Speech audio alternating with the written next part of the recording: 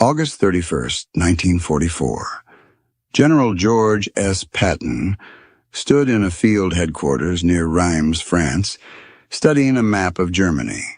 His Third Army had just accomplished something unprecedented. In 3 weeks, they had torn through France, covering 600 miles, while the Germans fled in disarray. The Siegfried Line lay barely 100 miles ahead. German defenses were shattered. Victory felt close enough to touch. The phone rang. It was General Omar Bradley. His voice had that careful tone commanders use when delivering bad news. "George, I've got orders from Eisenhower. Your fuel allocation is being cut, effective immediately." The words hit Patton like artillery fire. His tanks were sitting 100 miles from Germany with empty gas tanks. His supply trucks had nothing left to deliver, and the war that could have ended by Christmas was about to be extended by months because of a decision made in a headquarters hundreds of miles behind the fighting. To understand why Patton was furious, you have to understand what his Third Army had just accomplished. On July 25, 1944, Operation Cobra broke through German lines in Normandy. For 6 weeks after D-Day, Allied forces had been trapped in the hedgerows, making minimal progress against fierce German resistance. Patton's Third Army became operational on August 1st. Within 3 weeks, they had liberated most of France. While Montgomery's forces were still fighting around Caen, Patton's armored divisions were racing across open country at speeds the Germans couldn't match. His 8th Corps commander, Troy Middleton, asked how fast to advance. Patton's answer was simple: until the tanks run out of gas, then get out and walk. That was Patton's philosophy. Keep moving. Don't give the enemy time to regroup. Speed was everything. By late August, Patton's spearheads had reached the Moselle River. The Lorraine Gap was open, a clear path through weak German defenses straight into the Saar industrial region. German generals later admitted that their defenses in late August were virtually non-existent. Patton could have driven into Germany almost unopposed. His intelligence officers confirmed what he suspected. The Siegfried Line wasn't fully manned. The Germans were in chaos, trying to reorganize after catastrophic defeats in France. This was the moment. This was when aggressive pursuit could end the war. Patton calculated he needed 400,000 gallons of fuel per day to maintain his advance. He had been receiving approximately that amount throughout August. Then Eisenhower made his decision. On August 28th, Supreme Commander Dwight Eisenhower held a meeting at SHAEF headquarters. He faced a difficult choice about resource allocation. The Allied supply situation was critical. Everything still came through Normandy beaches and the port of Cherbourg. Antwerp had been captured but wasn't yet operational. There wasn't enough fuel, ammunition, and supplies to support every army advancing at maximum speed. Someone had to be prioritized. Someone had to wait. Field Marshal Bernard Montgomery argued passionately for his plan. Give him the resources for a single concentrated thrust through the Low Countries, across the Rhine, and into the Ruhr industrial region. He claimed he could end the war by Christmas with enough support. Eisenhower agreed. On August 31st, the roar of Third Army engines suddenly went silent. Patton's fuel allocation wasn't just reduced, it was strangled. The 140,000 gallons per day he'd been receiving dropped to barely enough to keep vehicles idling. Thousands of Sherman tanks that had been racing across France now sat cold in muddy fields near the Moselle River. Soldiers who had been riding the momentum of liberation found themselves playing cards on tank hulls, watching the autumn weather roll in. They could see the German border on their maps. 3 days away, maybe 4. But without fuel, it might as well have been 300 miles. Patton's fury was volcanic. He called Bradley and the conversation was brief and one-sided. "We've got the enemy on the run, and you're stopping me because of some stupid theory about single thrust." Bradley sympathized, but had his orders. The fuel and supplies were going to Montgomery's 21st Army Group for Operation Market Garden. Patton's offensive would have to wait. Patton wasn't the type to accept defeat quietly. He called in his quartermaster, Colonel Walter Muller, and gave him instructions that weren't in any field manual. "I don't care how you do it, but find me fuel. Use your imagination." Muller understood exactly what Patton meant. What followed became legendary throughout the European theater. Third Army quartermasters didn't just request supplies through proper channels. They intercepted convoys marked for other units. They set up traffic control points along supply routes and redirected trucks to alternate destinations. They would arrive at depots with paperwork that looked official enough, load up and be gone before anyone thought to verify the authorization. Other commanders started complaining to Bradley. First Army would send trucks to collect allocated supplies, only to find the depot mysteriously empty. Seventh Army would track shipments that somehow ended up in Third Army hands. The protest grew louder. Patton's response was simple. "Supplies belong to whoever can use them to kill Germans. Right now, that's us." Was this theft? Patton called it aggressive logistics. His critics had other names for it. While Patton's army sat immobilized, Montgomery's 21st Army Group received priority on virtually everything. Operation Market Garden, Montgomery's ambitious plan to drop airborne forces behind German lines and capture bridges across the Rhine, required massive resources. The numbers were staggering. For Market Garden alone, Montgomery received 1,000 transport planes, 1,500 gliders, and enough fuel to move 30th Corps 64 miles through enemy territory. The British Second Army got priority on fuel, ammunition, replacement vehicles, and reinforcements. Everything Patton was begging for went north. Eisenhower's reasoning was strategic. Montgomery promised that Market Garden would create a bridgehead across the Rhine, outflank the Siegfried Line, and position Allied forces to capture the Ruhr by Christmas. It was a bold plan that required concentration of resources. On September 17, 1944, Operation Market Garden began. The operation that had consumed all available Allied resources finally launched. 35,000 Allied airborne troops dropped behind German lines in the Netherlands.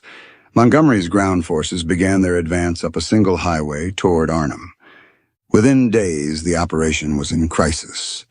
The British 1st Airborne Division at Arnhem found themselves surrounded by SS Panzer divisions that intelligence had dismissed as broken and ineffective. The single highway became a shooting gallery. Every vehicle that tried to advance was exposed, vulnerable, an easy target for German guns positioned in the flat Dutch countryside. American paratroopers at Nijmegen fought desperately to hold their bridges. The Polish brigade couldn't be reinforced or supplied.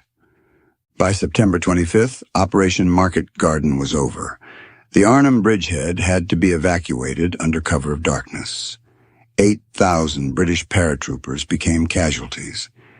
The operation hadn't created a Rhine bridgehead. It hadn't outflanked the Siegfried Line. It hadn't ended the war by Christmas. All it had done was consume resources that could have kept multiple armies advancing in September when the Germans were weakest.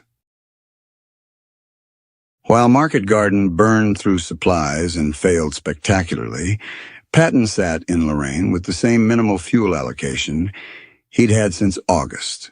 His engineers were building bridges across the Moselle. His reconnaissance units were probing German defenses that grew stronger every day. His infantry was consolidating positions. But his armor, the weapon that had torn through France in 3 weeks, sat immobile for lack of fuel. Patton wrote in his diary with barely controlled rage, "My men can eat their belts, but my tanks have to have gas." He lobbied Bradley constantly with detailed plans showing how Third Army could resume the advance with modest resources. He pointed to Market Garden's failure as proof that the single-thrust strategy was wrong. Bradley sympathized. He knew Patton was right. But Eisenhower remained committed to the Northern priority. Even after Market Garden's catastrophic failure cost 8,000 casualties and achieved nothing, Montgomery's forces continued receiving supply priority. The strategic focus shifted to clearing the Scheldt estuary to open Antwerp. Patton's offensive would have to wait. The window was closing. Every day the Germans grew stronger. Every day the weather got worse. The autumn rains were turning French roads to mud. And Patton watched opportunity vanish while his tanks sat silent.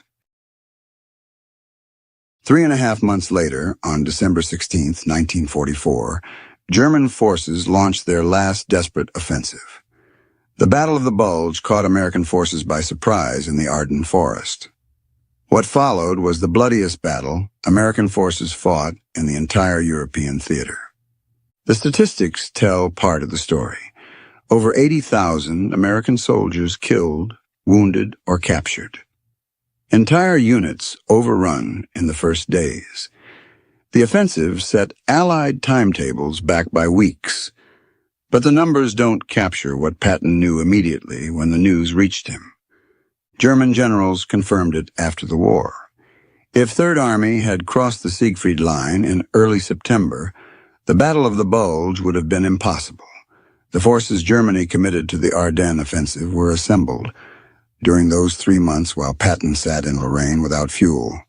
The divisions, the fuel, the ammunition, everything Germany needed for the attack was gathered, while Allied armies waited for supplies that were being consumed in Montgomery's failed operations. Patton's reaction when the offensive began was prophetic and bitter. This is what happens when you give me enough gas to hold ground but not enough to take ground. We let them recover. Now they get to pick when and where to hit us. By March 1945, Allied forces were finally closing on the Rhine River, Germany's last major defensive barrier. On March 7th, First Army had captured the Ludendorff Bridge at Remagen intact, securing the first Rhine crossing. But Montgomery had been planning his own elaborate Rhine crossing for months. Operation Plunder was scheduled for March 23rd to 24th, 1945.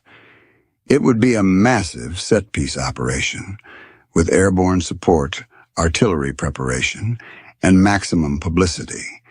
Patton saw this as his chance for vindication against Montgomery specifically.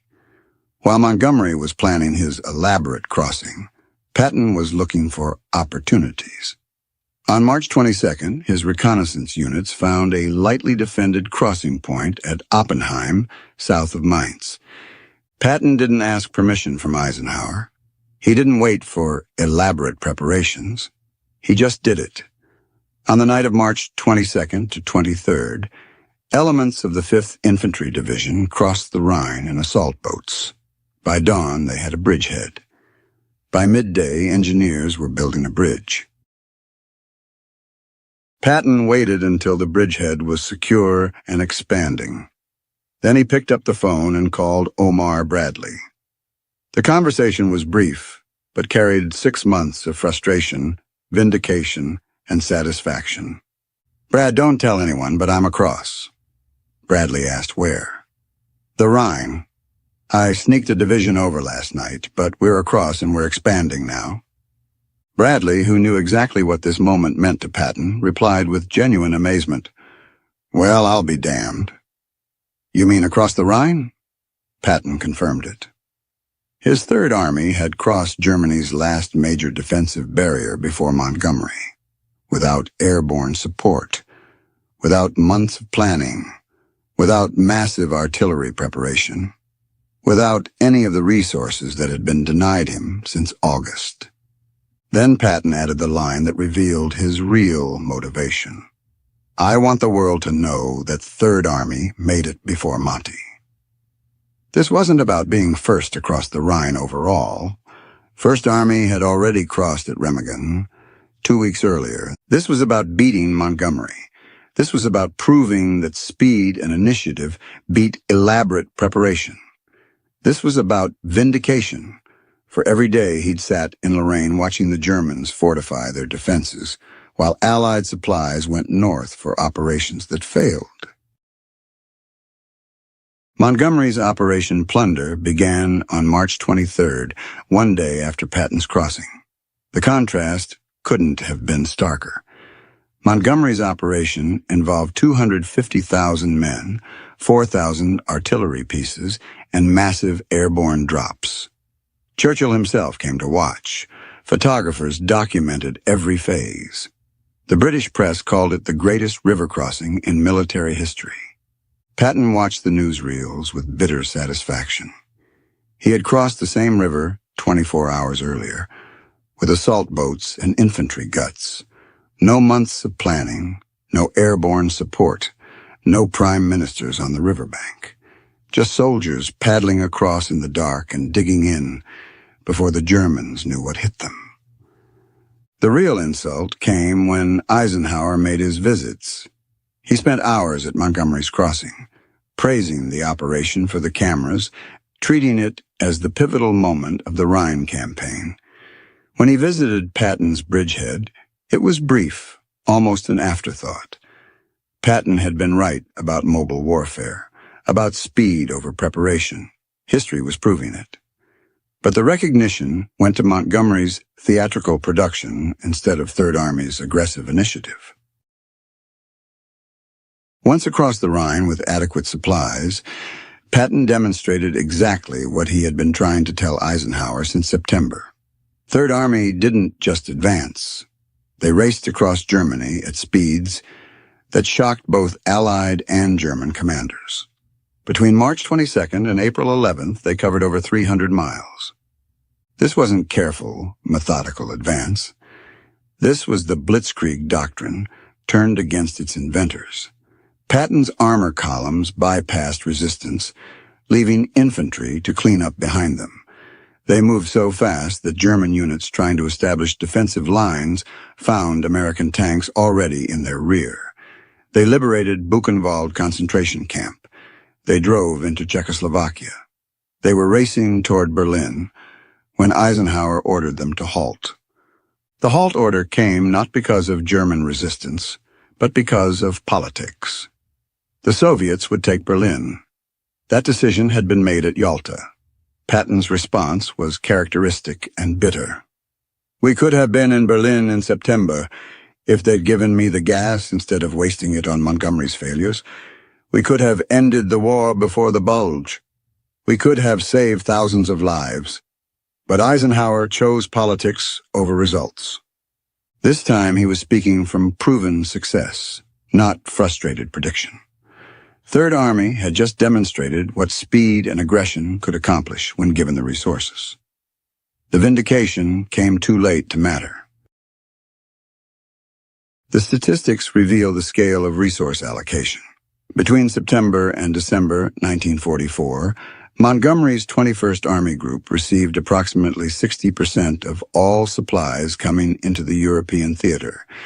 Patton's Third Army received roughly 15%, with the remainder divided among other American armies. This wasn't because Montgomery's front was more active or his forces larger. It was purely strategic choice about where to concentrate resources. After the war, the debate about Eisenhower's decision continued. Montgomery's supporters argued that the Northern Thrust strategy was sound, that Market Garden failed due to execution rather than concept, and that concentrating resources was correct. Patton's advocates argued that stopping the pursuit in September was the worst strategic mistake of the European campaign. German generals provided telling testimony. General Siegfried Westphal, Chief of Staff to Field Marshal von Rundstedt, stated after the war, "In early September 1944, we had nothing to stop the Allies if they had maintained pressure. We were trying to organize defenses with virtually no resources. Field Marshal Gerd von Rundstedt himself said, "The Allies could have crossed the Rhine in September without difficulty if they had concentrated their forces and maintained pursuit." This was exactly what Patton had been arguing while sitting in Lorraine without fuel. Many military historians have since argued that the opportunity in September was real, though the debate continues about whether a single army thrust could have been sustained logistically. Eisenhower's decision was fundamentally political rather than military. He was managing an alliance, not just an army. Churchill was pressuring Roosevelt to support British strategic concepts. Montgomery was a British national hero who couldn't be seen as subordinate to American generals. Allied unity required balancing national prestige. Eisenhower later admitted this in his memoirs. He wrote, "The matter of national prestige was always present. Montgomery represented British arms and British strategy. I could not ignore political considerations." He never directly admitted the decision was wrong, but he acknowledged the political pressures that shaped it. Marshall and the War Department were frustrated. They believed American resources were being used to serve British political objectives rather than optimal military strategy. But Marshall supported Eisenhower's need to maintain alliance cohesion, even at tactical and operational cost. George Patton didn't live to see full historical vindication of his arguments. He died in December 1945 from injuries in a car accident. But many military historians have increasingly agreed with his assessment that the opportunity in September 1944 was real, and that stopping the pursuit was a strategic error. Modern analysis of German records confirms Patton was right about enemy weakness. Studies of Allied logistics show that Third Army could have been supplied adequately if resources hadn't been diverted to Market Garden. Some historians argue the war could have ended 3 to 6 months earlier with different supply allocation, though others contend that a single army thrust would have been vulnerable to counterattack.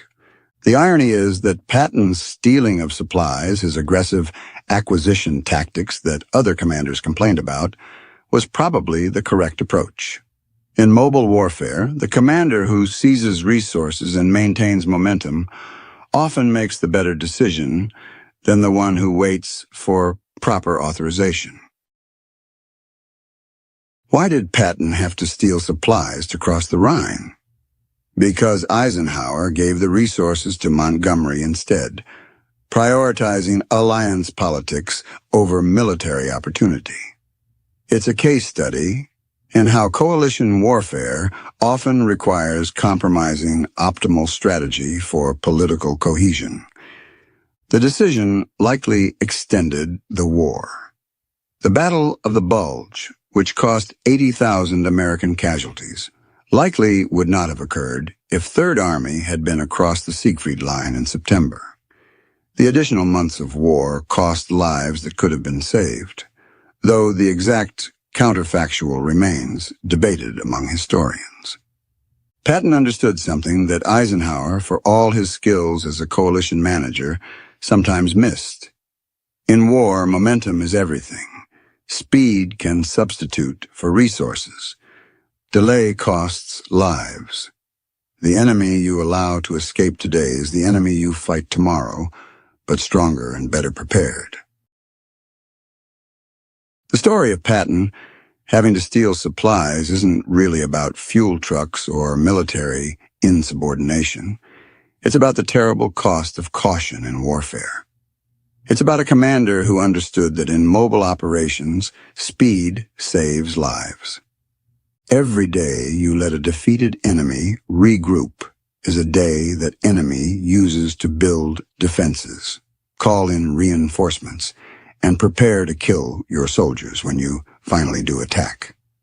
Patton eventually crossed the Rhine before Montgomery. He got his vindication. He proved his point about mobile warfare and aggressive pursuit. But vindication in March 1945 couldn't bring back the 80,000 casualties from the Battle of the Bulge in December 1944. It couldn't give back those months. It couldn't undo the consequences of stopping in September when the road to Germany was open. Being right 6 months too late was perhaps the hardest burden Patton carried. He had seen what needed to be done. He had tried to do it, even when it meant stealing supplies. And history proved he had been right. But the proof came at a cost measured in thousands of lives.